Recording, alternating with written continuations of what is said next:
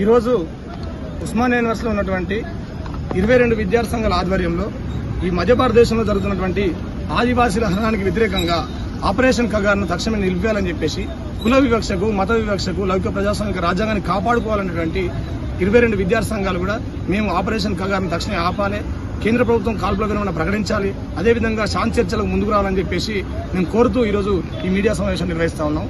మేము కోరుకునేది ఏంటంటే, మొట్టమొదటగా ఈ భారతదేశంలో రాజ్యాంగం అమల్లో ఉందా, సుప్రీంకోర్టు పనిచేస్తుందా, ఒకవేళ రాజ్యాంగం అమల్లో ఉంటే రాజ్యాంగం మీద ప్రమాణం చేసి పాలించేటువంటి పాలక వర్గాలు ఈరోజు ప్రజలకు జీవించే హక్కును ఎందుకు కాలు రాస్తా ఉన్నాయి?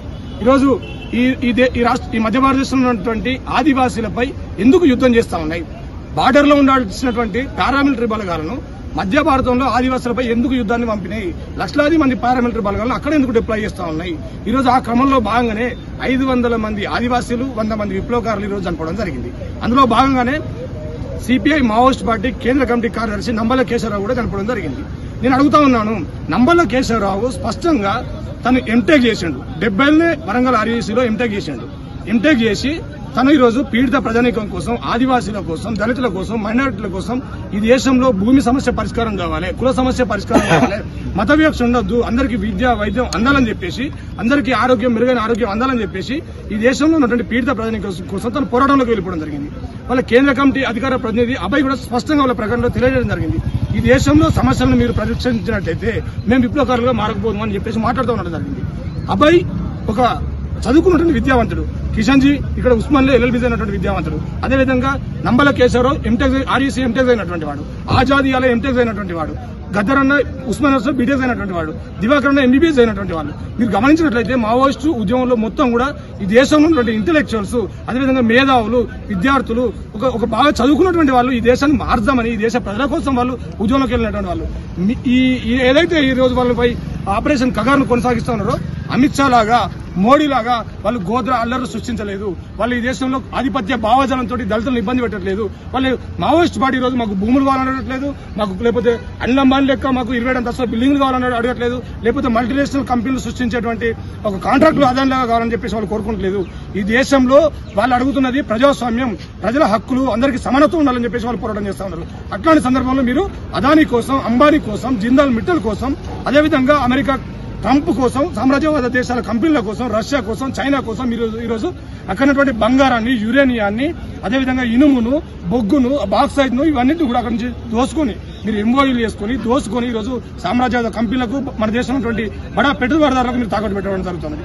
ఇట్లాంటి ఇందుకోసం మాత్రమే మీరు ఈరోజు ఆపరేషన్ కగార్ను కొనసాగిస్తా ఉన్నారు. మేమేమంటా ఉన్నాం, ఈ కగార్ అనేది ఒక నీతివాహీన యుద్ధం. ఒకవైపు మావోయిస్టు పార్టీ కాల్పుల విరమణ ప్రకటిస్తే, మీరు ఇంకోవైపు 20,000 మందిని కరగుట్ట చుట్టూ మీరు మోరించి 20 రోజుల పాటు మీరు కూమింగ్ చేసి 31 మందిని మీరు పొట్టులో పెట్టుకున్నారు. అందులో కూడా ఒక విద్యావంతుడు డాక్టర్ చందు కూడా తలమాడు కావడం జరిగింది.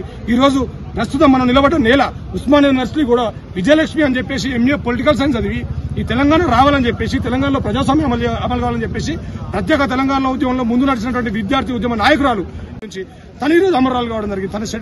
తన డెడ్ బాడీని కూడా ఇవ్వమని అంటే ఈరోజు పాలక వర్గాలు భయపడుతున్నాయి. మేము వాళ్ళ డెడ్ బాడీలు మేము తెలంగాణకు అందజేయం, మేము ఆంధ్రాకు అందజేయం. శివ రాజకీయాలు చేస్తుండే ఇలా చంద్రబాబు నాయుడు, శివ రాజకీయాలు చేస్తున్నాడు ఇలా అచ్చెన్నాయుడు. వాళ్ళ డెడ్ బాడీలు ఇస్తే మీ గుండెలు ఏమన్నా గ్రెనర్లై పేలుతున్నారా? వాళ్ళు వచ్చి మీకు ఏమైనా తుటాలు తీస్తున్నారా? మీరు పసి పాప మంగ్లీ సోడి తల్లి సోమ్ల బీజాపూర్ జిల్లా ఒక 6 నెలల పసిపాపై తూటాలు దించారు. సుప్రీంకోర్టుకు తెలియదా 6 నెలల పసిపాపై తూటాలు ఎలా దిస్తారని చెప్పేసి? సుప్రీంకోర్టుకు తెలియదా ఇలా డీఆర్జీ అనేటువంటి బలగాలను మీరు ఎట్లా డిప్లాయ్ చేస్తున్నారని చెప్పేసి? గతంలోనే సుప్రీంకోర్టు సల్వాజుడంను రద్దు చేస్తున్నాం, దీనికి చట్టబద్ధత లేదని చెప్పేసి చెప్పింది. ఇలా ప్రైవేట్ సైన్యం డీఆర్జీకి చట్టబద్ధత లేనటువంటి విషయాన్ని సుప్రీంకోర్టు తెలియదా? నేను గవాయిని ఒకటే ప్రశ్నిస్తున్నా, సుప్రీంకోర్టు పనిచేస్తుందా లేదా ఈ దేశంలో? లేదు ఆర్ఎస్ఎస్ కన్సర్న్లో పనిచేస్తుందా? మీరు స్పష్టత చేయాల్సిన అవసరం ఉంది. నేను బీజేపీ, మోడీ, అమిత్ షాను ప్రశ్నిస్తున్నా, మీరు రాజ్యాంగం ప్రకారం పనిచేస్తున్నారా? మీరు ఆర్ఎస్ఎస్ మనధర్మం ప్రకారం పనిచేస్తున్నారా? మీరు ఎవరి కోసం పనిచేస్తున్నారు? ఇలా పీడిత ప్రజానికం అంతా కూడా ఒకవైపు ఉంది, ఇలా బీజేపీ, ఆర్ఎస్ఎస్ కార్పొరేట్ శక్తులంతా కూడా ఒకవైపు ఉన్నది. నేను చెప్తున్నా, ప్రశ్నిస్తా మీరు నక్సలైట్ అంటున్నారు. మీరు ఆనంద్ తేలుతుంటే ప్రొఫెసర్ నక్సలైట్ అంటున్నారు, సాయిబాబా నక్సలైట్ అంటున్నారు. ఉస్మానియా యూనివర్సిటీలో 25 మంది విద్యార్థులపై ఉప కేసులు ఉన్నాయి, తెలంగాణలో 150 మంది విద్యార్థులపై ఉప కేసులు ఉన్నాయి. మీరు ప్రశ్నిస్తే నక్సలైట్ అని చెప్పేసి మీరు కేసులు పెడుతున్నారు.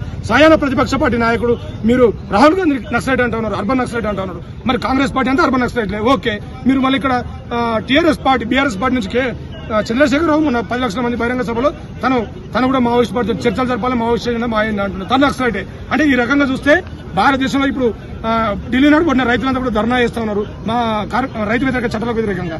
వాళ్ళు నక్సలైట్లే. అంటే మీరు మాట్లాడుతున్న దాన్ని బట్టి ఈ దేశంలో ఉన్నదంతా నక్సలైట్లే.